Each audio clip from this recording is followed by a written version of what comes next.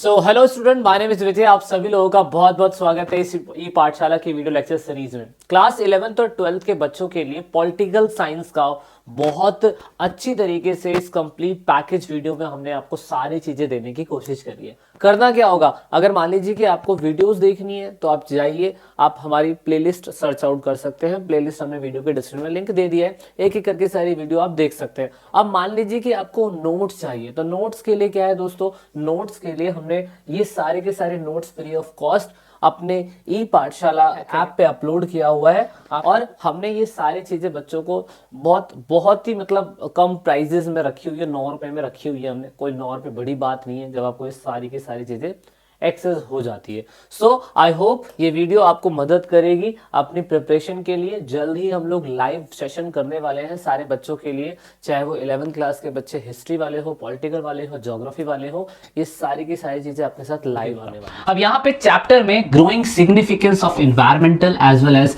Resource issue in the world politics.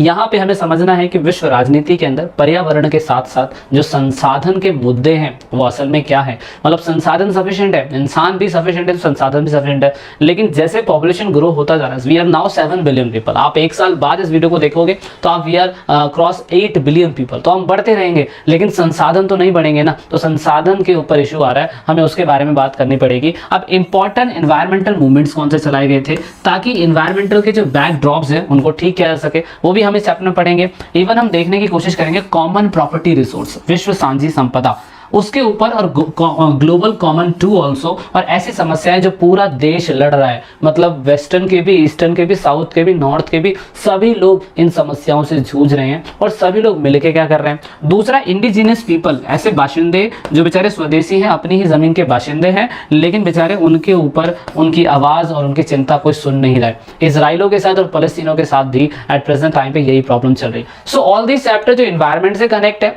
और उनकी life से कनेक्ट है, रिसोर्स से कनेक्ट है, रिसोर्स से होने वाली प्रॉब्लम से कनेक्ट है, everything we will discuss in this class. और ये सिर्फ और सिर्फ आपको चैप्टर इतना मजेदार लगेगा, आप देखेंगे तो आपको समझ में आएगा। अब यहाँ पे हमारी जमीन के ऊपर हमारा भारत ही नहीं विश्व कई ना कई समस्याओं से जूझ रहा है। ऐसी ऐसी समस्या है जो इंटरनेशनल लेवल पे आज की देश हर कंट्री फॉलो कर रही है, और एक एनवायरमेंटल इशू है वो, और रिसोर्सेज बेस्ड भी एक इशू है। जैसे कि एग्जांपल के लिए मान लीजिए scarcity of the safe drinking water. धरती पे चुल्लू भर पानी डूबना जिसे बोलते हैं ना, वो पानी भी आपको नसीब नहीं होगा, क्योंकि खारे पानी के अंदर डूबने का कोई फायदा नहीं। मीठा पानी जो आपको पीने के लिए मिलना चाहिए वो मिल ही नहीं रहा है, इसलिए। और कई स्टेट्स तो ऐसे, राजस्थान, अपने तमिलनाडु के, इंडिया के मैं आपको बताऊं तो उसमें तो पानी पीने का ही नहीं बचा हुआ, और सरकार कहती है कि हमने ये कर दिया वो कर दिया। यहाँ पे ये इशू है, इंटरनेशनल लेवल पे भी इशू है, जिन इश्यूज को हमें खत्म करना पड़ेगा। तो सुरक्षित पानी पीने वाला जो है ना, वही नहीं बच रहा है इन फ्यूचर हमारे पास, और नहीं बचेगा तो हम क्या करेंगे। दूसरा इशू देख सकते हो, डिफॉरेस्टेशन। जनसंख्या बढ़ी जा रही है, पेड़ कटे जा रहे हैं, डिफॉरेस्टेशन होता जा रहा है। डिफॉरेस्टेशन होगा तो आपको पता है ना कितनी बायोडाइवर्सिटी खराब होगी। जब भी कहते हैं कि बर्थडे पे अपने केक मर्डर करने से अच्छा है कि एक प्लांट लगा दीजिए, वो बहुत बेटर माना जाता है, तो वो चीज जरूर करिएगा, है ना। केक मटर तो डीपी पे लगा देते हैं, इंस्टा पे लोग लिख देते हैं, लेकिन सही मायने में वहां पे आपको डिफॉरेस्टेशन हो रहा है तो वहां पे कोई पौधा लगा देना चाहिए कि इन फ्यूचर आप देखेंगे आपकी जनरेशन को आप कुछ दे के जा रहे हैं। तो वो चीज है, एक ये भी इशू है। लॉस ऑफ बायोडाइवर्सिटी तो होगा ही होगा भाई, सिंपल सी बात है। जैव विविधताएं जो वनों से, प्राकृतिक संपदाओं से, पेड़ पौधों से कनेक्ट है, बायोडाइवर्सिटी, वो तो किसी काम की नहीं रहेंगी, वो तो खत्म होनी है। तो ये एक बहुत बड़ा इशू है।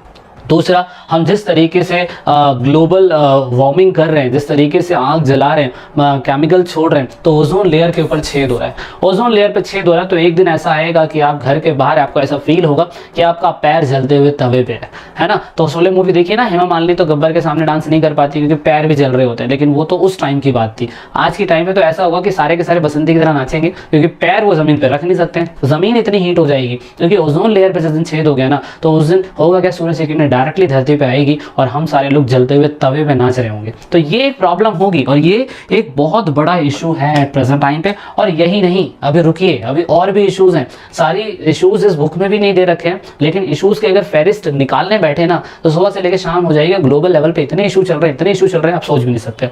तो यहाँ पे एक और इशू है, कोस्टल पॉपुलेशन, यानी कि तटीय रेखा, वो खराब होती जा रही है, क्योंकि सारा कचरा आता जा रहा है उस पर। आप कुछ भी खा रहे हैं, सब कुछ तो उसी में मिल रहा है, कुछ भी खा रहे हैं, कुछ भी छोड़ रहे हैं, सब कुछ पानी में मिलता जा रहा है। तो कोस्टल लाइन बहुत ज़्यादा खराब हो जा रही है, ग्लोबल वार्मिंग, ज़मीन का बढ़ना। ऑफकोर्स जब पेड़ पौधे कटेंगे, आपका जब बाल कटेगा तो गंजे हो जाएंगे, तो उसमें जब डायरेक्टली धूप पड़ेगी तो कैसा लगेगा, आपके बाल आपको गर्मी से बचाते हैं। तो इसीलिए दूसरा क्लाइमेट चेंज हो रहा है, ऑफकोर्स क्लाइमेट चेंज हो रहा है। एग्रीकल्चर लैंड की फर्टिलिटी गिरते जा रही है, क्यों गिरते जा रही है? किसान एक ही जमीन से 10-10 फसलें उगाना चाहता है। वो कहता है कि एक भी किसान कहता है कि जमीन को 15 दिन के लिए भी खाली नहीं छोड़ना है। तो जब भी आप कंटिन्यू किसी बंदे के काम लेते रहोगे, किसी के इंसान का शरीर जो होता है वो 24 घंटे काम नहीं कर सकता, इसलिए रात सोने के लिए बनाए गए। जो रात में काम करते हैं उसके लिए दिन सोने के लिए बनाए गए। लेकिन सेम ऐसा जमीन भी है, जमीन भी ऐसा रिसोर्स है, हमें कुछ समय के लिए छोड़ना पड़ता है, लेकिन इंसान नहीं छोड़ रहा है। वो यूरिया डाल रहा है, खाद डाल रहा है। ये ऐसा इंडिया में नहीं, पूरे ग्लोबल वर्ल्ड में हो रहा है। और ये सारे इशू हमारे इन्वायरमेंट से रिलेटेड है, हमारे रिसोर्सेज से रिलेटेड है। सो दैट इज वाई करे तो करे क्या है। तो यहाँ पे आपने समझना होगा हमें करना क्या है। अब देखिएगा, हमने पिछली क्लास के अंदर पढ़ा था। अब देखिए, अब बच्चों को मैंने कहा था ना कि ये पॉलिटिकल इशू क्यों है, तो यहाँ पे issue of environment and the natural resource अगर आप डीपली देखेंगे तो वो political in the another sense वो पॉलिटिकल बन जाता है। अनदर सेंस में वो पॉलिटिकल बन जाता है, क्योंकि ज्योग्राफी जो होता है वो तो सिर्फ आपको स्टडी करके दे देता है, लेकिन उनका डिसीजन कौन लेगा। जब डिसीजन की बात आती है तो वो पूरी तरीके से आपका क्या कहते हैं क्या आ जाता है, वो फिर पॉलिटिकल आ जाता है। तो यहाँ पे आपने इंडिया वाली बुक के अंदर पढ़ा होगा, मैंने पहले भी बताया था, चिपको मूवमेंट हुआ था, ये भी पर्यावरण से रिलेटेड है। नर्मदा बचाओ आंदोलन ये पर्यावरण से रिलेटेड था। उसके बाद क्या कहते हैं, ताड़ी बिक्री आंदोलन, वैसे तो ये सोशल इशू बेस्ड था। उसके बाद किसानों को आंदोलन, बेचारों को फसलें नहीं मिल रही थी, लेकिन ऐसे आंदोलन, कुछ आंदोलन हमारे एनवायरमेंटल बेस्ड भी हुए थे। तो यहाँ पे इतने बड़े लेवल पे एनवायरमेंट का प्रॉब्लम हो रहा है, तो यहाँ पे एनवायरमेंट जो डिग्रेडेशन हो रहा है, एनवायरमेंट का पूरा खात्मा होता जा रहा है, तो उसका कॉज क्या होगा, कॉज इन फ्यूचर दिक्कत क्या होगी, आपको मुझे सबको होने वाली है। हु पेज द प्राइस, मतलब अब यहाँ पे जो इसको कॉज पहुंचा रहा है, प्राइस कौन देगा, पैसे कौन देगा, या कौन जिम्मेदार है इसका? भाई जिम्मेदारी कोई उठाने के लिए नहीं है, या कौन रिस्पॉन्सिबल है ऐसी सिचुएशन को ठीक करने के लिए? क्योंकि ग्लोबली इशू तो हर कंट्री कहेगी मैं तो इतना दूंगा छोड़ता हूँ, हमारा देश इतना डेवलप हुआ नहीं है, तुम्हारा देश इतना डेवलप है, तुम इतना नुकसान बचाते हो।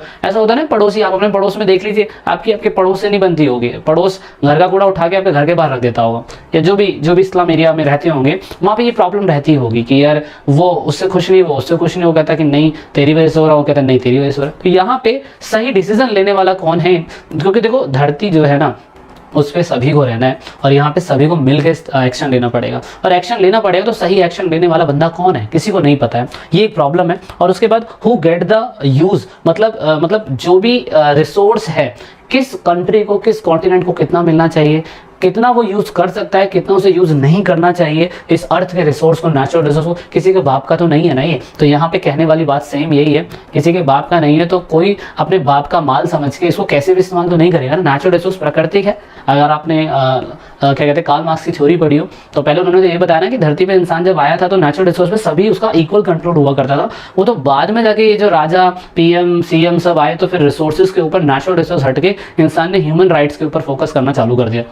लेकिन नेचुरल रिसोर्स तो आज भी हैं, कल भी रहेंगे, परसों भी रहेंगे। तो कितना कौन इस्तेमाल करेगा, कौन उसको कितना नुकसान पहुंचा रहा है, ये सब हमें समझना होगा। तो आपकी बुक के अंदर इसके बारे में थोड़ा सा डिस्क्राइब करा हुआ है।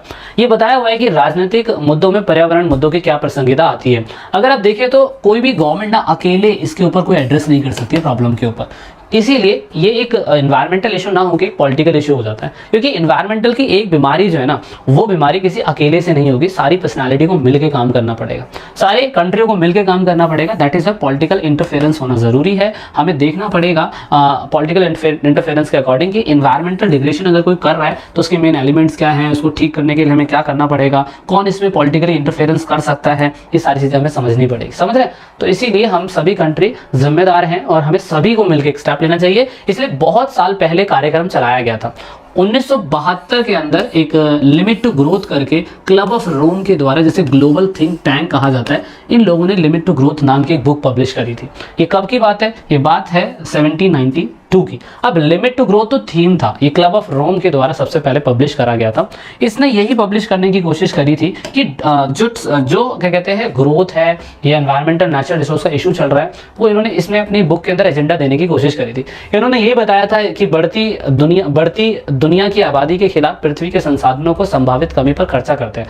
कहने का मतलब यही है कि उन्होंने लिमिट टू ग्रोथ का ये बताया कि जैसे जनसंख्या बढ़ती जा रही है, हम लोगों को क्या करना पड़ेगा, हम लोगों को पूरी तरीके से संसाधनों को कम इस्तेमाल करना चाहिए। जब भी लिमिट टू ग्रोथ ग्रोथ होगा। और इसका जो आप देख सकते हो ये एनजीओ है, इसका हेडक्वार्टर स्विट्जरलैंड के अंदर है, तो याद रखिएगा कहीं आप इसे बोल दें कि इसका हेडक्वार्टर क्या कहते हैं वहाँ पे। अब मैं आपको एक कुछ बताना चाहता हूँ, जब ये 72 के अंदर हुआ तो यूएनओ का एक पेरेंट ऑर्गेनाइजेशन है जिसे हम क्या बोलते हैं, यूएनईपी, इसे फुल फॉर्म बोलते हैं यूनाइटेड नेशन एनवायरमेंटल प्रोग्राम, ठीक है, संयुक्त राष्ट्रीय पर्यावरण कार्यक्रम हिंदी में बोलते हैं इसे।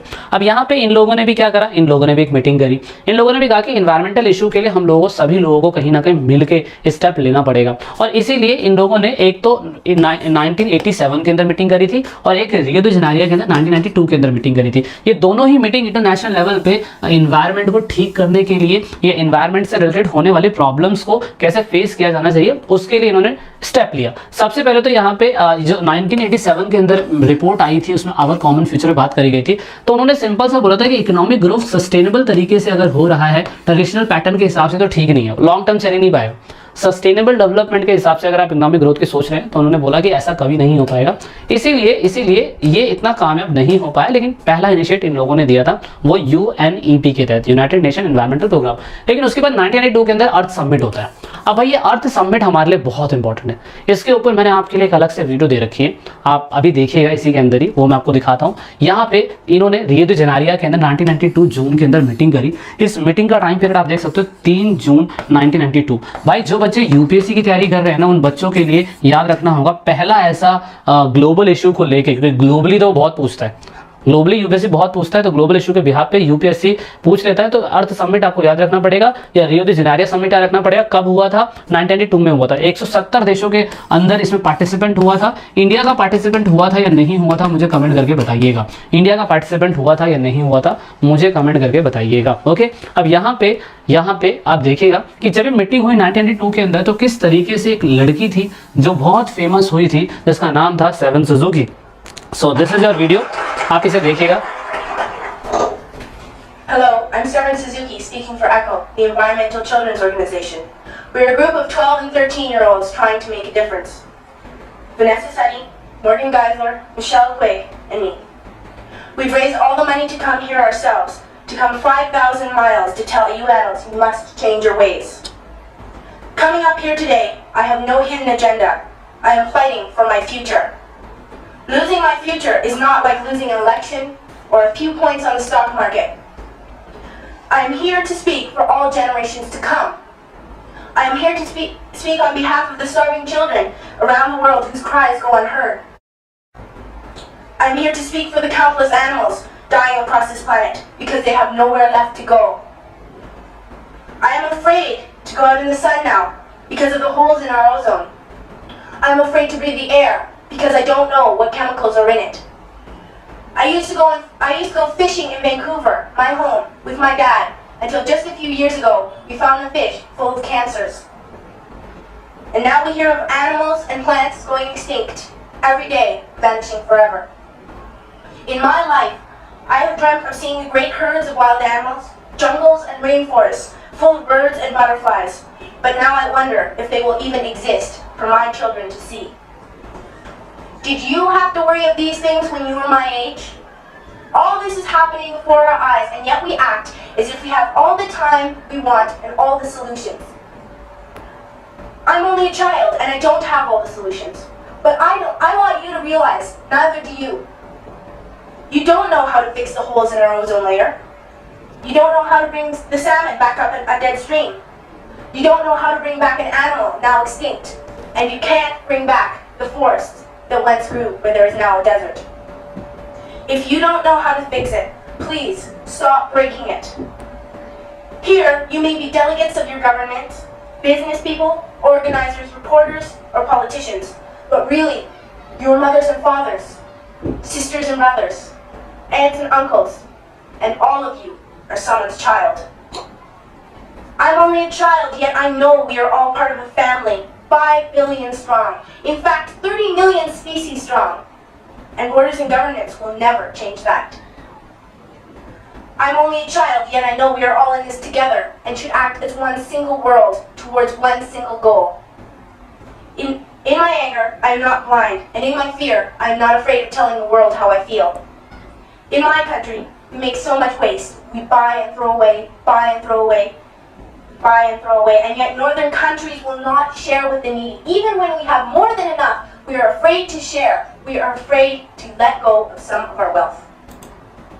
In Canada,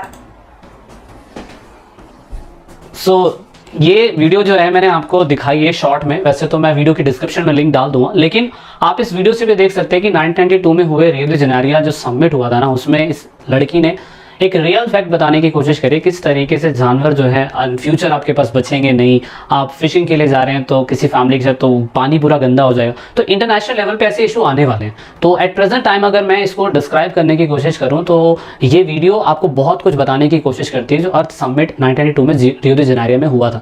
लेकिन हाल फिलहाल अगर हम गरीब और अमीर कंट्रियों के बारे में पहचानने की कोशिश करें तो दोनों के लिए इन्वायरमेंटल डिग्रेडेशन होना या इन्वायरमेंट का खराब होना दोनों के लिए एक अलग परसेप्शन हो सकता है, क्योंकि ज्यादातर जो ग्लोबल इशू ग्लोबली जो अमीर कंट्री है ना, उनके लिए सबसे बड़ा इशू जो है ना वो है ग्लोबल वार्मिंग से रिलेटेड, धरती के पूरी तरीके से गर्म होने से रिलेटेड है, क्योंकि धरती इतनी तेजी से गर्म हो रही है कि इंसान पेड़ पौधों को काटे जा रहा है और धरती बहुत ज्यादा हीट होती जा रही है। लेकिन अगर हम वही अपोजिट बेस पे जो साउथ पोल के अंदर है, साउथ के इलाकों में रहने वाली कंट्रियां हैं, उनके लिए सबसे बड़ी प्रॉब्लम है इकोनॉमिक डेवलपमेंट और एनवायरमेंटल मैनेजमेंट, क्योंकि जो विकासशील कंट्रियां हैं अभी तो उन्हें विकसित होना है, लेकिन जो विकसित कंट्रियां उन्होंने तो पूरी तरीके से अपने रिसोर्सेज का इस्तेमाल कर लिया, उनको अपना मैनेजमेंट पता है, लेकिन जो डेवलपिंग कंट्री है उनको नहीं पता। सोचिए 1992 के समिट में इस लड़की ने इतना कुछ बोल दिया, तो सोचिए अपने समय से कितना आगे होगी। और अभी हमारी कंट्री को कितना कुछ सीखने की जरूरत है, आपको सीखने की जरूरत है, मुझे सीखने की जरूरत है।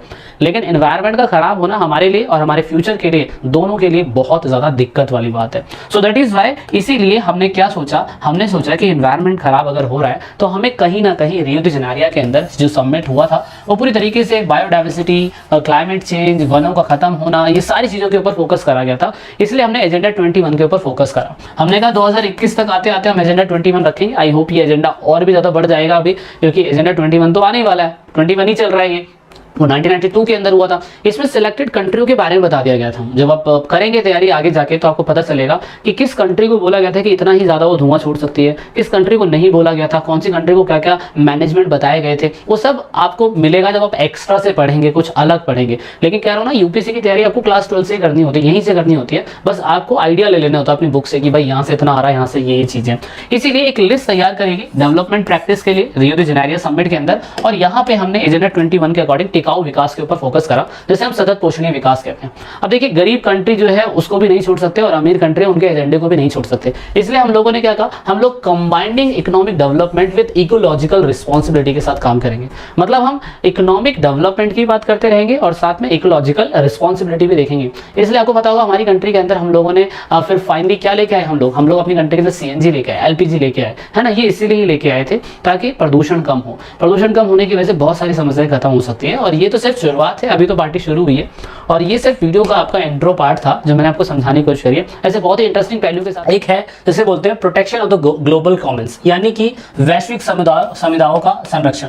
अब आपने इसमें समझना क्या है, देखिए एक होता है वैश्विक साझा संपत्ति, वैश्विक साझा संपत्ति, और एक होती है साझा संपदा या साझा संपत्ति, कुछ भी आप बोल सकते हैं। इंटरनेशनली लेवल पे जितना भी ग्लोबली हमें अवेलेबल होता है, एग्जांपल के लिए अगर मैं कहूँ अर्थ का एटमॉस्फेयर, ये पूरा एटमॉस्फेयर, अंटार्कटिका की बर्फ, ओशन फ्लोर, आउटर स्पेस, या मैं कह सकता हूँ पानी, ये सारे एग्जाम्पल है। देख सकते हो पानी, ये सोशल कॉमन से एटमॉस्फेयर, ये जमीन, ये वाटर, है ना, ये exhaustible resources, forest, ocean, everything that you see in this picture. So you can easily understand that कि ऐसी कुछ संपदाएं होती है इंटरनेशनल लेवल पे जिसपे किसी एक कंट्री का हक नहीं होता है।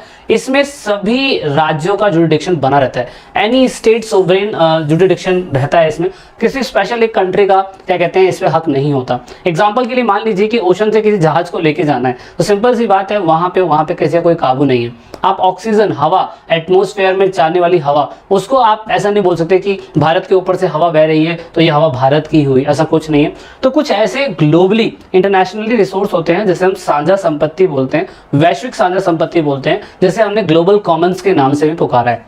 इसमें क्या होता है, इस पे पूरे देशों का, इस धरती पे रहने वाले सभी लोगों का इक्वली अधिकार होता है। अगर इक्वली अधिकार है तो कहीं ना कहीं इक्वली इसको प्रोटेक्ट करने के लिए भी लोगों को साथ में आना चाहिए। सो दैट इज वाई अगर हम देखें तो कई सालों से, कई हजारों सालों से इंसान, पहले इंसान पे प्राकृतिक राइट्स होते थे, जिसे हम नेचुरल राइट्स बोलते थे। इसके बारे में कार्ल मार्क्स ने और साथ में हमारे पेरियार ने, इन सब ने बड़े बड़ी थीसिस लिखी है और बताने की कोशिश करी है कि इंसान जब प्रकृति के अंदर था तो प्रकृति में मिलने वाले सारे रिसोर्सेज पे उसका सारा हक रहता था, उसमें किसी का कोई इंटरफेरेंस नहीं था। लेकिन बाद में सरकारें बन गई, सरकारों ने बनने का तो उस पर पूरा क्लेम कर दिया और इंसान अब नेचुरल राइट्स के अलावा political rights, economic rights, social rights, इन पे ज़्यादा फोकस करने लग गया।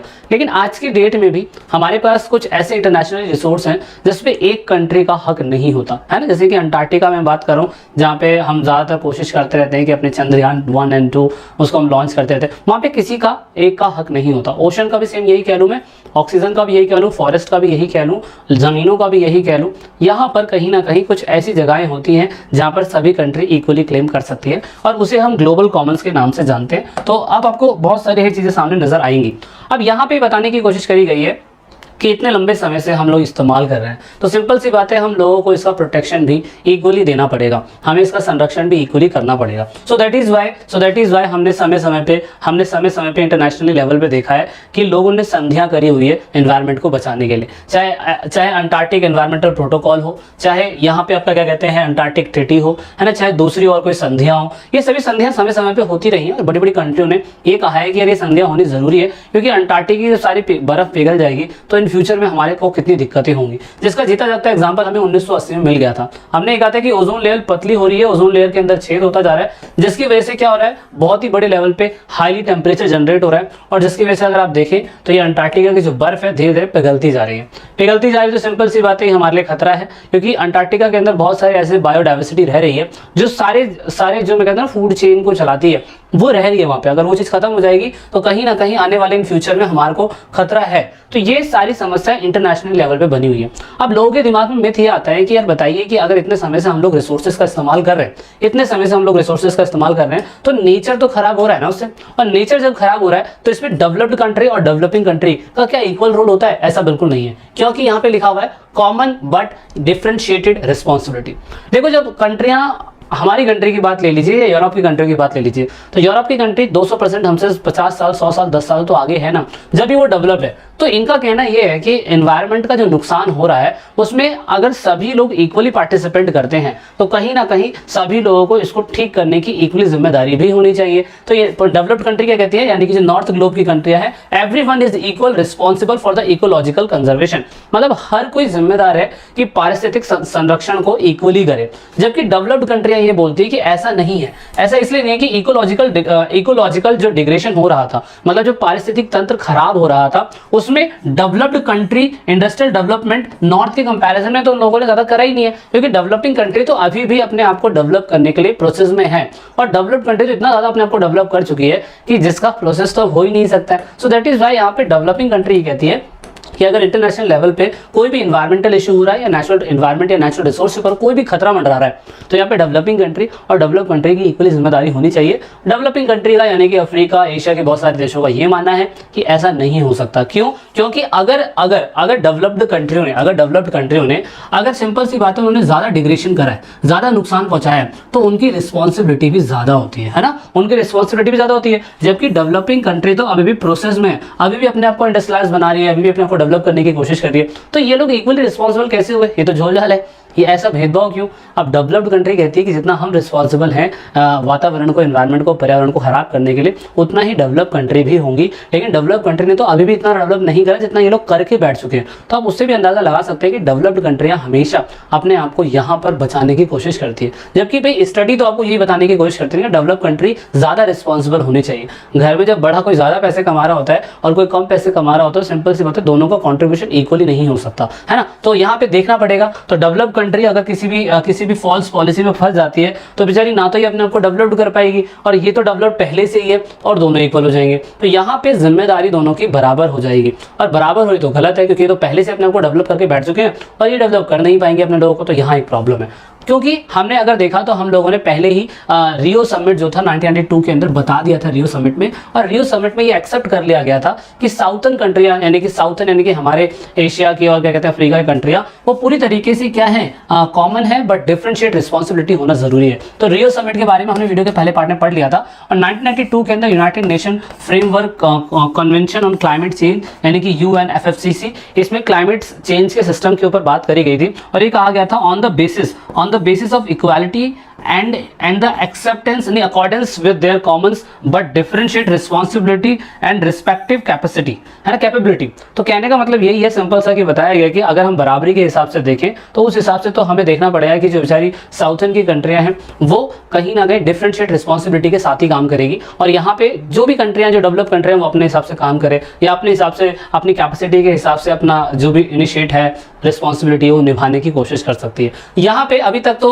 हमने रियो समिट के ऊपर बात करा था। रियो समिट के अंदर किस तरीके से बायोडाइवर्सिटी खराब होती जा रही थी, बायोडाइवर्सिटी की वजह से हीट जनरेट हो रहा था, उसकी वजह से कितने ज्यादा मतलब मैंने आपको पिछली क्लास में वीडियो भी दिखाई थी, उसमें कितना कुछ बताने की कोशिश करी गई थी। तो ये सब हुआ, लेकिन उसके बाद हमने क्योटो प्रोटोकॉल भी करा। क्योटो प्रोटोकॉल जापान के अंदर क्योटो प्रोटोकॉल हुआ था। इस क्योटो प्रोटोकॉल के अंदर बिल्कुल ही ये बताया गया था, इंटरनेशनली एग्रीमेंट हुआ था कि अब हर किसी कंट्री को, जो भी कंट्री इंडस्ट्रियलाइजेशन हो रही है या जो भी कंट्री अपनी कंट्री को इंडस्ट्रियलाइज करना चाहती है, उसको ग्रीन हाउस एमिनेशन को रोकना होगा। देखिए वहां पे रियो समिट के अंदर जो रियो डी जेनेरियो के अंदर हुआ था ब्राजील में, वो था कि किस तरीके से हमारे जो जानवर है, वनस्पति हैं, पेड़ पौधे, वो डेंजर की कैटेगरी में आते जा रहे हैं और पूरी वजह से वातावरण का संतुलन खराब होता जा रहा है। जबकि क्योटो प्रोटोकॉल के अंदर बताया गया था कि जो ग्रीन हाउस गैसेस निकल रही है, जो जहरीली गैसें, मीथेन, कार्बोहाइड्रेट, ऐसी जो गैसें निकल रही हैं वो बहुत ही खराब है, और हर किसी कंट्री को जो इंडस्ट्रियलाइज होना चाहती है उन सभी कंट्री को ये बोला गया था इस फ्रेम क्लॉज के अकॉर्डिंग, क्योटो प्रोटोकॉल के अकॉर्डिंग, कि उन सभी कंट्रियों को पूरी तरीके से लिमिटेशन करनी पड़ेगी, गैस जो धुआं है वो कम निकालना पड़ेगा।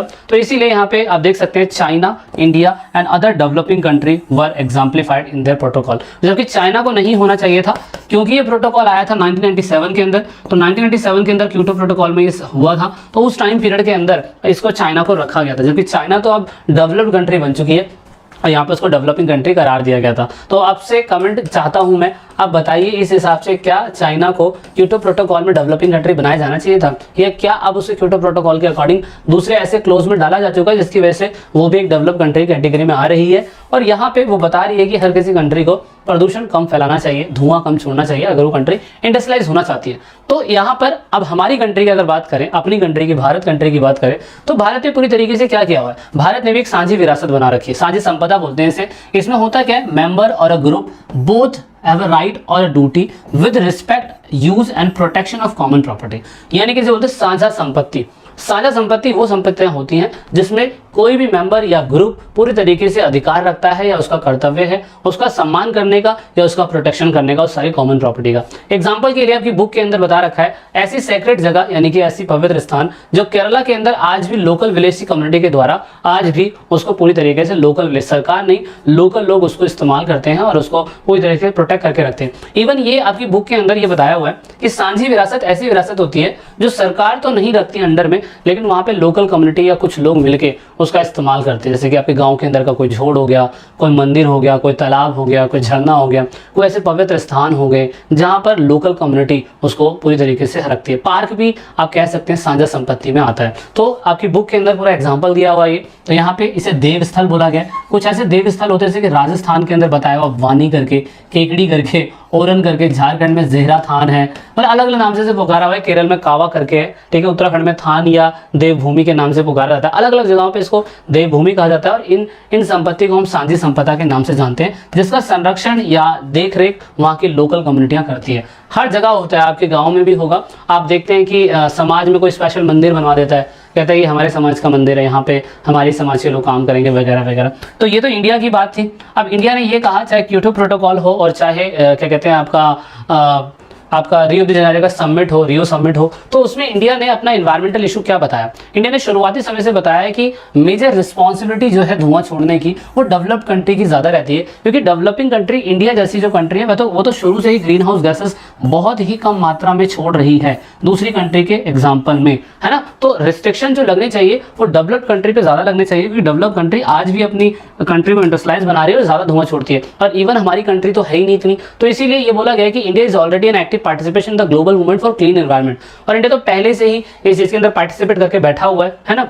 तो इसलिए डेवलप कंट्री को ज्यादा क्या कहते हैं फाइनेंशियल असेसमेंट देना चाहिए, ताकि वो अपनी कंट्री के अंदर क्लीन टेक्नोलॉजी इस्तेमाल करके धुआं ना छोड़े। उन्हें कुछ ऐसा करना चाहिए जो क्योटो प्रोटोकॉल के अंदर बहुत टाइम पहले हो चुका था। और रही इंडिया की बात, तो इंडिया ने तो वैसे भी पहले ही बहुत सारे प्रोग्राम चलाए हुए हैं। जैसे एग्जाम्पल के लिए उन्होंने कहा है कि ऑटो फ्यूल पॉलिसी के तहत हमने मैंडेट कर दिया है कि सभी लोग क्या कहते हैं व्हीकल का इस्तेमाल करेंगे, तो वहाँ पे फ्यूल जो डीजल है उसका इस्तेमाल अभी हमने बंद कर दिया दिल्ली के अंदर, है ना, ताकि धुआं ना फैले। इवन हमने एनर्जी कन्वर्सेशन एक्ट जो है तो वो भी हमने स्टार्ट कर दिया है, ऊर्जा संरक्षण अधिनियम, है ना, कंजर्वेशन सॉरी। उसके बाद इलेक्ट्रिसिटी एक्ट 2013 ये भी हमने रेगुलेट करा हुआ ताकि हम रिन्यूएबल एनर्जी बना सकें। नेशनल मिशन ऑफ बायोडीजल के ऊपर भी हमारा काम चल रहा है। पेरिस क्लाइमेट एग्रीमेंट, इसके ऊपर भी हमने पूरा फोकस रखा हुआ है। तो ये सारी चीज़ें हैं जो इंडिया करके बैठ चुका है। तो इस हिसाब से आप देख सकते हैं कि इंडिया ने कहीं ना कहीं बहुत सारी चीज़ें करी है। सो अभी तो हमने पहले 2 पार्ट के अंदर भी एनवायरमेंटल इश्यूज पे बात करी थी, बट अब हम दूसरे और एनवायरमेंटल मूवमेंट के बारे में बात करने जा रहे हैं, क्योंकि एनवायरमेंटल जो मूवमेंट है ना वो एक नहीं है, बहुत सारे हैं। क्योंकि अगर हम देखें तो एनवायरमेंटल मूवमेंट जो है बहुत ही वाइब्रेंट है और बहुत ही पावरफुल है। इंटरनेशनली लेवल पे अगर हम बात करें तो सभी कंट्री ने कुछ ना कुछ इश्यूज के ऊपर बात करी है। मतलब हमारा इंडिया ही नहीं, अगर हम जितने भी नॉर्थ की कंट्रीज को देख ले और साउथ की कंट्रीज को देख ले, या नॉर्थ की जो डेवलप्ड कंट्री है उनको देख ले, या साउथ की डेवलप्ड कंट्री है उनको देख ले, तो उन सभी में अगर आप देखने की कोशिश करेंगे तो कहीं ना कहीं आपको बहुत बड़े पर्यावरण से रिलेटेड मूवमेंट्स देखने को मिलेंगे। अब यहाँ पे most of them work at the local level. बहुत से लोग जो है लोकल, मतलब बहुत सी कंट्रियाँ जो है अपनी कंट्री के अंदर लोकल लेवल पे भी काम करती हैं। और उसके अलावा क्या कहते हैं, क्योंकि हमारे इन्वायरमेंटल के अंदर बहुत सारी डाइवर्सिटी देखने को मिलता है, इसलिए हर कंट्री के अंदर समय समय पे कोई ना कोई इंटरनेशनल इश्यूज होते हैं। क्योंकि तो आपको पता है कि इन्वायरमेंटल इश्यूज ऐसे होते हैं जिनको हम सभी लोग मिलके अकेले टैकल नहीं, मतलब अकेले कोई कंट्री टैकल नहीं कर सकती, हम सभी लोगों को मिलकर टैकल करना होता है। तो कहने का मतलब diversity is an important trend to the environmental movement, यानी कि विविधता पर्यावरण आंदोलन का एक महत्वपूर्ण लक्षण है। और विविधता के अंदर हम पर्यावरण के अंदर एक इशू नहीं बहुत सारे इश्यूज की बात करते हैं। और लोकल लेवल का कहने का मतलब हो गया स्थानीय स्तर पर ज्यादातर लोग ऐसे पर्यावरण से रिलेटेड मूवमेंट्स के ऊपर बहुत सारे मार्च चलाते हैं। जैसे इंडिया के अंदर हम लोगों ने चिपको मूवमेंट की बात करी थी, वो भी एनवायरमेंटल इशू बेस्ड था। हमने नर्मदा बचाओ आंदोलन की बात करी थी, वो भी एनवायरमेंटल बेस्ड था। ऐसे बहुत सारे हम लोग एनवायरमेंटल बेस्ड इश्यूज के ऊपर काम करते रहते हैं। और कुछ ऐसे इश्यूज होते हैं जैसे कि कोरोना है, वो एक नेचुरल रिसोर्स से रिगार्डिंग तो नहीं है पर एक पेंडेमिक है जिसके ऊपर सभी कंट्रियां मिलकर काम करती हैं। अब यहाँ पे क्योंकि ये बताने की कोशिश करी गई है कि विश्व के विभिन्न लक्ष्यों के साथ साथ विभिन्न पर्यावरण आंदोलन के प्रयास को देखा गया, मतलब अलग अलग कंट्री है, वर्ल्ड जो है अलग अलग कंट्री, उसने अलग अलग एफर्ट्स देखे हैं एनवायरमेंटल मूवमेंट और डिफरेंट गोल्स देखे हैं। हमने देखा था सस्टेनेबल डेवलपमेंट के ऊपर, हमने देखा था रियो डी जेनेरियो समिट, हमने देखा था एजेंडा 21, इन सभी के अंदर बात करी गई थी। हमने क्योटो प्रोटोकॉल के बारे में बात करी थी। ये सारे एनवायरमेंटल इशू बेसिस में सभी कंट्री ने मिलकर अपने गोल को भी सेट करा था और सभी कंट्री ने मिलकर एनवायरमेंटल इशूज के ऊपर उसको ठीक करने के लिए काम भी करा था, है ना। तो ये सारी चीजें हो ही रही थी, इन सभी चीजों के ऊपर बात हो ही रही थी। सो दैट इज वाई हमने इन चीजों के ऊपर ही फोकस करना है कि किस तरीके से सरकार पूरी तरीके से इंटरनेशनल लेवल पे हर किसी कंट्री के अपने खुद के एनवायरमेंटल मूवमेंट है, उसमें उसके डिफरेंट गोल्स हमें देखने को मिलते हैं। एग्जांपल के लिए मैं आपको दिखाने की कोशिश करता हूं। एग्जांपल के लिए अगर आप देखें तो यहाँ पे डेवलप्ड कंट्री जो है और डेवलपिंग कंट्री जो है, हर किसी कंट्री के अंदर फॉरेस्ट मूवमेंट देखने को मिला है। फॉरेस्ट मूवमेंट से आप चिली का एग्जांपल ले लो, चाहे बांग्लादेश का, चाहे इंडिया का, फॉरेस्ट मूवमेंट हमें देखने को मिला। हमें इंडिया के अंदर नहीं बल्कि दूसरी कंट्रियों के अंदर भी हमें फॉरेस्ट मूवमेंट देखने को मिले हैं। इवन हमें एंटी डैम ना बने रिवर मूवमेंट हमें देखने को मिले।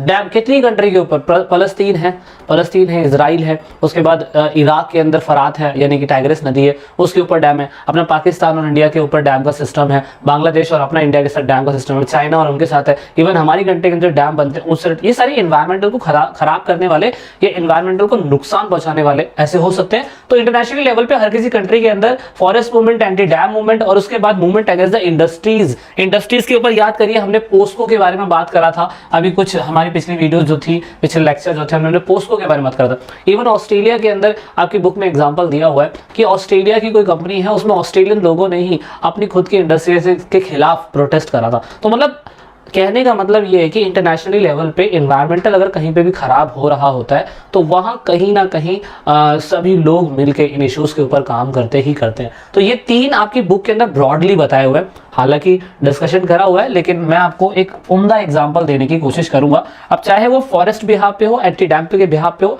या इंडस्ट्रीज के बिहाफ पे हो, मैं आपको दिखाने की कोशिश करता हूँ।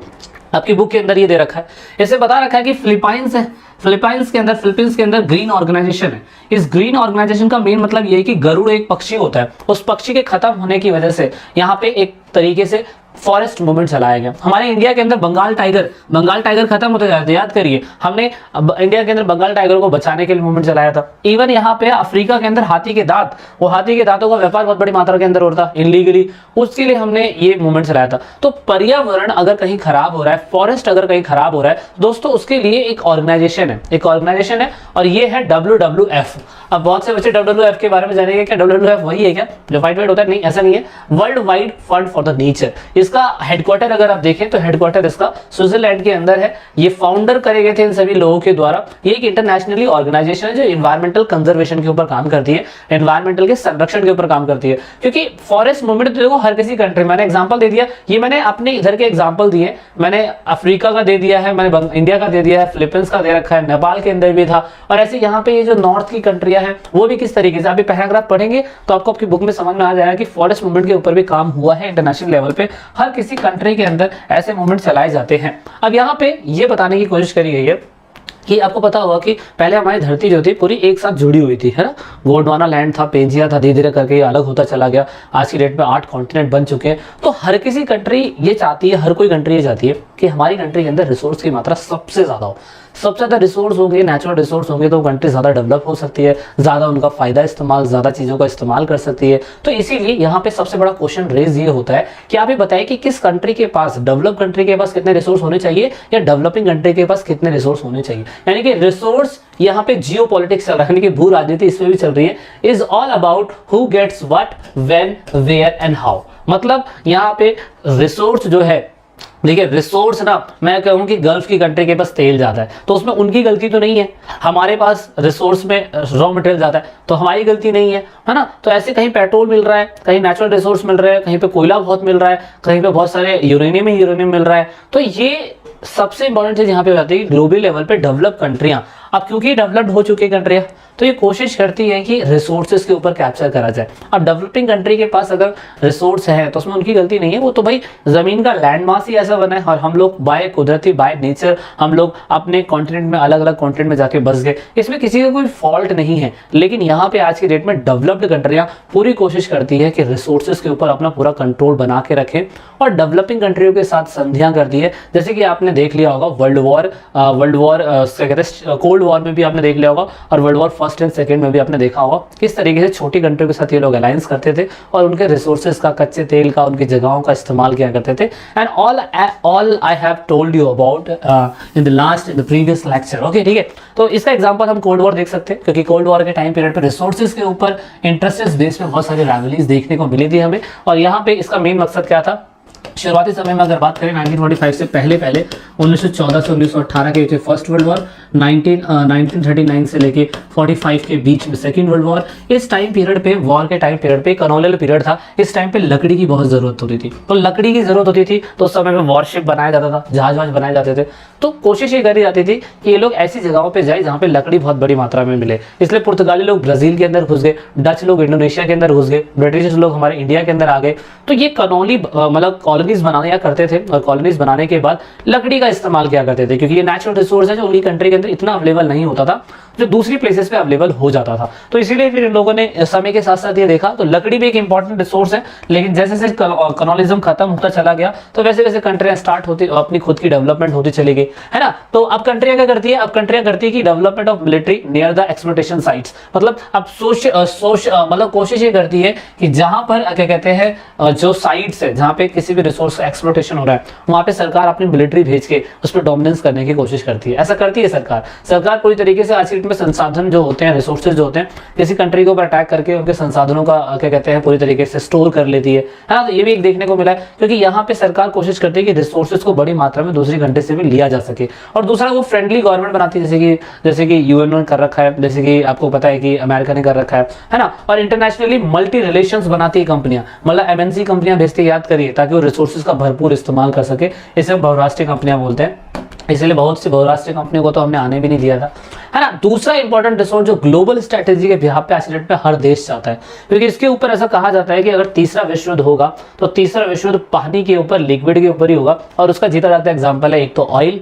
क्योंकि आज की डेट में सारी चीजें, एवरीथिंग यू कैन सी, जितना भी क्या कहते हैं आपका शिप है, आपका क्या कहते हैं गाड़ियां हैं, सब कुछ, और पीने के लिए पानी, ऑफ कोर्स पानी तो हमें चाहिए ही चाहिए। अब यहाँ पे बहुत सी कंट्रियां तो ऐसी जिसमें पानी पीने के लिए पानी नहीं बचा हुआ, तो सोचिए उसको दूसरी कंट्री से पानी लेना पड़ता है। और तेल के लिए जिन कंट्रियों के पास गल्फ कंट्रियां हैं, अमीरात है, उसके UAE है, सऊदी अरब है, उसके बाद कुवैत है, कतर है, इन कंट्रियों के पास बहुत बड़ी मात्रा में तेल है। तो जिन कंट्रियों के पास बहुत बड़ी मात्रा में पानी है, तेल है, आज की कंट्री में डेवलप्ड कंट्रियां उन पे फोकस करना चाह रही है। वो चाह रही है कि हम तेल के ऊपर और पानी के ऊपर अपना कंट्रोल बना सके। इसीलिए कंट्री क्या करती है, ऑयल क्राइसिस देखते हैं आप लोग, अगर हम देखें तो पेट्रोलियम जो है उसके ऊपर भी हमने युद्ध देखा है। अगर आप देखें तो इराकी फ्रीडम हुआ था। इराकी फ्रीडम अगर आपने देखा हो 2003 के अंदर, 2001 के अंदर, मैंने आपको बताने की कोशिश करी थी कि कैसे सद्दाम हुसैन की सरकार को वहाँ पे ख़त्म कर दिया गया और कोशिश ये करी गई कि वहाँ के तेल भंडारों को कैप्चर कर लिया जाए, है ना। तो ये एक सिस्टम था, और यहाँ पे क्योंकि भाई ये संपदा जो है ना, ये बहुत ही मतलब मुश्किल से मिलता है, और तेल आज की डेट में बहुत ज़्यादा ज़रूरी है। इसलिए गल्फ कंट्री जो ऑयल का प्रोडक्शन करती है, मेनली उनसे बहुत सारे कॉन्फ्लिक्ट और इश्यूज देखने को हमें मिलते रहते हैं कि क्योंकि भाई चाइना है, भारत है, रशिया है, अमेरिका है, ब्रिटेन है, सबको गल्फ कंट्री से तेल लेना होता है। और अगर वो तेल के ऊपर मोनोपोली बना देंगे तो सोचिए बहुत सी ऐसी कंट्रियां हैं जिसका डेवलपमेंट ही रुक जाएगा। इसीलिए ऐसे युद्ध हमें देखने को मिलते रहते हैं। और दूसरा देखिए, आप सभी को पता है, जो साइंस पढ़ता हो, जो ज्योग्राफी पढ़ते हैं, उन्हें मैंने बताया था जल है तो कल है, जल है तो कल है। तो अगर पानी पीने को नहीं होगा, हमारे तमिलनाडु के अंदर, तो तमिलनाडु की गवर्नमेंट ने डिक्लेयर कर दिया कि पानी पीने के लिए बचा ही नहीं है। सोचिए, तो ऐसी सिचुएशन में हमें पानी के ऊपर, पानी एक ऐसा रिसोर्स है जिसके ऊपर हमें कंट्रोल बनाने की जरूरत है ना। पानी से याद आया कि मुझे पानी भी पी लेना चाहिए। तो ये चीजें जरूरी है, पानी नहीं है तो कुछ भी नहीं है ना। तो इतना आपने याद रखना है, ठीक है, अपने इतना याद रखना है। दूसरा, ऐसा बोला था कि मीठे पानी की शुरुआत के लिए 21st सेंचुरी में बहुत सारे कॉन्फ्लिक्ट देखने को मिल सकते हैं हमें। इवन हम तो ये भी देखते हैं कि वॉर वाटर होने ही वाला है जल्द ही, क्योंकि इजराइल के बीच में और साथ में क्या कहते हैं, मैंने बताया ना, इराक में, अपने भारत पाकिस्तान में, बांग्लादेश में, ऐसे बहुत से कॉन्फ्लिक्ट देखे गए हैं। इवन हमने clash between the down stream and up stream state are very common over the river pollution, over the irrigation and construction of dam. हमने देखा है कि ऊपरी वाले देश नीचे वाले देशों के साथ हमेशा लड़ते झगड़ते रहते हैं। ऊपर वाला कहता है कि मैं तेरा पानी बंद कर दूँ, नीचे पानी आएगा नहीं। ऊपर वाला पहली प्रदूषण फैला देता है, नीचे प्रदूषण आ जाता है। तो ये एक प्रॉब्लम रहती है, यानी बहुत बड़ी प्रॉब्लम रहती है पानी को लेकर इंटरनेशनली लेवल पे। तो इसीलिए आप देखेंगे कि यहाँ पे ये बहुत बड़ा इशू है। उसके बाद दूसरा इशू हमें देखने को मिलता है इंडिजिनस पीपल का। ये वो लोग हुआ करते थे जो बेचारे अपनी जमीन पे रहते थे, लेकिन इनकी जमीन पे दूसरे बंदों ने आके कैप्चर कर लिया। इन बेचारों की अपनी खुद की संस्कृति थी, खुद का कल्चर था, खुद का इनका क्या कहते हैं आर्थिक नीतियां हुआती थी। अपने हिसाब से नेचर में रहने के लिए जो भी चीजें मिलती थी वो काम करते थे और उसे से खाते पीते कमाते थे। लेकिन यहाँ पे ना प्रॉब्लम ये बताया गया कि इंडिजिनस लोग होते कौन है। तो सिंपल सा डेफिनेशन जो मैंने बताया कि इंडिजिनस लोग अपनी ही जमीन पे रहते थे, उनकी जमीनों पे कोई और आया, उन्होंने उस पर कैप्चर कर लिया और धीरे धीरे उन्हीं लोगों को वहां की जगह पे बाशिंदा बना दिया। मतलब सेटलर्स, 11th क्लास में मैंने आपको बताया था, सेटलर्स वो लोग हुआ करते थे। मतलब आज का अमेरिका यानी कि जो बाइडेन जो है वो सही मायने में अमेरिकन नहीं थे। वहां पे पहले इंडिजिनस पीपल, वहां पे स्वदेशी लोग, इंडिजिनस पीपल पहले वहां रहा करते थे। ये लोग तो ब्रिटेन से निकल के आए थे और 15 कॉलोनी यहाँ पे बसाई, और 15 कॉलोनी बसाने के बाद इन लोगों ने धीरे धीरे करके खुद के इंडिजिनस पीपल को खत्म कर दिया, जिन्हें हम रेड इंडियंस बोलते हैं। यानी कि आज का जो अमेरिका है ना, वो कई लाखों रेड इंडियंस की लाशों पे खड़ा हुआ है। यानी कि जो पहले कभी ब्रिटेन का हिस्सा होता था, ब्रिटेन ने नई कॉलोनी अमेरिका को ढूंढा, वहां पे रेड इंडियंस यानी कि इंडिजिनस पीपल रहते थे, उन्हीं को मारा। ये सब 11th क्लास की हिस्ट्री में आपने पढ़ा होगा। अब ये कहानी सिर्फ और सिर्फ अमेरिका की नहीं है, मतलब इंडिजिनस पीपल सिर्फ और सिर्फ अमेरिका में नहीं है, इंडिजिनस पीपल बहुत सारी जगहों पे है। Indigenous people live in a more comfortably with their particular tradition than the state institution. ये लोग अपने खुद के ट्रेडिशन में रहते हैं। इन्हें नहीं फर्क पड़ता कि देश में संविधान आया कि नहीं आया, IPL कौन जीतेगा, विराट कोहली की शादी होगी, लड़का होगा, बच्चा होगा, किसी को कोई फर्क नहीं पड़ता है। इन लोगों को अपना खुद का कस्टम है, खुद का ट्रेडिशन है। ये लोग, सबसे बड़ी दिक्कत इन लोगों को जब होती थी, जब धीरे धीरे पर्यावरण खराब होता जाएगा, इकोनॉमिक रिसोर्स खत्म होते चले जाएंगे। ये इनके लिए बहुत बड़ा खतरा है, क्योंकि ये लोग खुद इंडिजिनस पीपल बन चुके हैं, पहले वहीं के बाशिंदे थे। हमारे इंडिया के अंदर, बांग्लादेश के अंदर, इजराइल के अंदर और उसके बाद अमेरिका तो है ही, बहुत सारे वर्ल्ड वाइडली कम से कम कई करोड़ लोग आज की डेट में इंडिजिनस लाइफ यानी कि आदिवासी जीवन जैसे आप बोलते हैं वो जी रहे हैं, जैसे स्वदेशी लोग बोलते हैं वो जी रहे हैं। पर हमारे देश की गवर्नमेंट अभी इनके ऊपर ज़्यादा फोकस नहीं कर रही है। अगर हम इंडिया के अंदर देखें तो 8% इंडिजिनस पीपल अभी भी भारत में हैं, रहते हैं और इनका अपना खुद का क्या कहते हैं निर्वाह करने का, खेती करने का, हंटिंग करने का तरीका है। ये लोग ज़्यादातर शिकार करते हैं, सामानों को इकट्ठा करते हैं, वही खाते पीते हैं। केरला साइड में हमें बहुत देखने को मिलता है, हमें मध्य प्रदेश में बहुत देखने को मिलता है, छत्तीसगढ़ में बहुत देखने को मिलते हैं हमें। तो इसीलिए they could access to free land till Englishman had come to their land. ये वाला एग्जांपल दे दिया अमेरिका वाला ही कि ये लोग जब तक अपने रिसोर्सेज का, अपने ज़मीनों का इस्तेमाल करते रहे, जब तक इंग्लिशमैन उनकी ज़मीनों पे नहीं आए।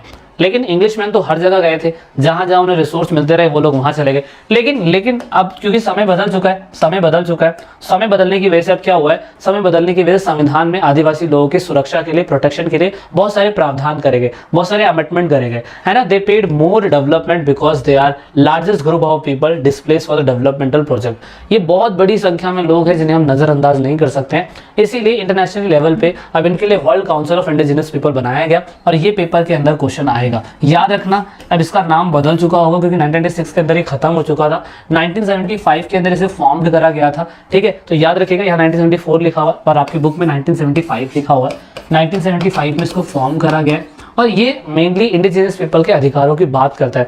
आज के डेट में हमारे इंडिया में 8% लोग हैं जो इंडिजिनस पीपल है। So I am giving an option to you, अगर आपने वीडियो को एंड तक देखा है तो इसमें से एक लेडी है जो इंडिजिनस थी, आदिवासी, छत्तीसगढ़ की रहने वाली ये महिला है जो आज की डेट में बहुत बड़े पॉप स्टार की तरह मिलती जुलती है।